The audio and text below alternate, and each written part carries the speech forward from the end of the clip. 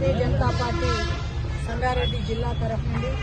సంగారెడ్డి జిల్లా హెడ్ క్వార్టర్లో స్వామి వివేకానంద గారి జయంతి కార్యక్రమాలు చేయడం జరుగుతుంది. ఈ యొక్క కార్యక్రమాలకి సంగారెడ్డి జిల్లా భారతీయ జనతా పార్టీ జిల్లా రాష్ట్ర నాయకులు, జిల్లా నాయకులు, అసెంబ్లీ కన్వీనర్లు, మండల అధ్యక్షులు అందరూ కూడా ఈ యొక్క కార్యక్రమంలో పాల్గొని విజయవంతం చేయడం జరిగింది. వారందరికీ కూడా స్వామి వివేకానంద జయంతి శుభాకాంక్షలు తెలియజేసుకుంటూ, మరి స్వామి వివేకానందాన్ని ఆదర్శవంతంగా తీసుకొని భారతీయ జనతా పార్టీతో ఉన్నటువంటి యువ నాయకత్వాన్ని పెంచుకొని వారి అడుగుజాడల్లో ముందుకెళ్తూ ఈ యొక్క పార్టీని బలోపేతం చేయడానికి ముందుండాలని చెప్పి తెలియజేస్తూ, వారి స్ఫూర్తితో ముందుకెళ్లాలనే ఒక సదుద్దేశంతో ఈరోజు కొత్తగా ఎన్నికైనటువంటి మండలాధ్యక్షులకు కూడా వారి జయంతి సందర్భంగా వారికి సన్మానం చేయడం జరిగింది. మరి స్వామి వివేకానంద గారు చిన్న వయసులోనే అంటే 39 సంవత్సరాలకే తను మన భారతదేశాన్ని వీడిపోయినా కూడా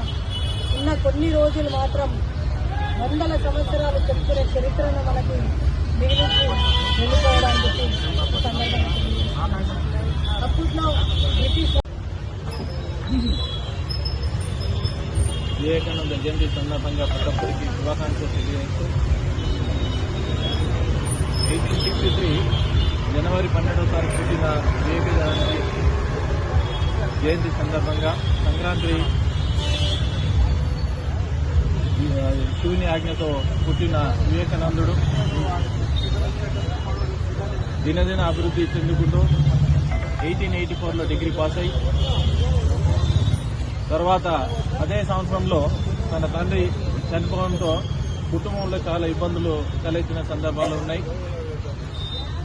వాళ్ళ తాతగారు ఎంతో ఆస్తిపడి ఉండి న్యాయవాదిగా ఉండి తండ్రికి న్యాయవాదిగా ఉండి తను కూడా భారతదేశానికి ఎంతో చేయాలనే ఉద్దేశంతోనే ఆ విధంగా ముందుకు పోతూ ఒకరోజు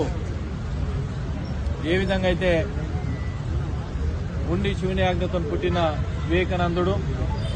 దేవుణ్ణి ఏ విధంగా చూడాలి, ఏ విధంగా చూస్తే చూడదలుచుకున్న ఎంతో మందిని అడిగినా నేను చూడలే అని అందరు చెప్పడంతో ఒక ప్రొఫెసరు రామకృష్ణ పరమహంస దగ్గరికి పోమని చెప్పడంతో దేవుణ్ణి నేను చూపిస్తానని చెప్పడంతో తన కాలు తన ఒళ్ళో పెట్టంగానే